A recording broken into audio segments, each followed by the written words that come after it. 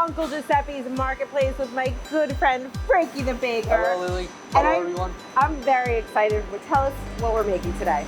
We're making a spin on the Italian ricotta cookie. We're just gonna add chocolate chips. So we're gonna add our sugar, our butter, and we're gonna mix this. We're gonna add our heavy cream, vanilla flavor, and egg. Slow down the machine or else we're gonna get an egg on our face.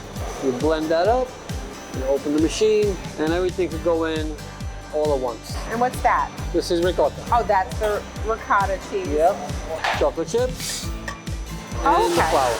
And now we're just gonna go slow. So you're gonna dust your table with flour. You got your batter, your cookie dough. Now you wanna just grab a little more flour, dust it up, and roll this into a log.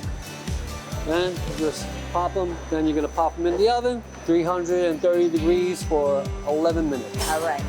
Beautiful. Got them nice and warm. Yeah. While that cools, Lily, we're gonna get a little vanilla flavor and some water.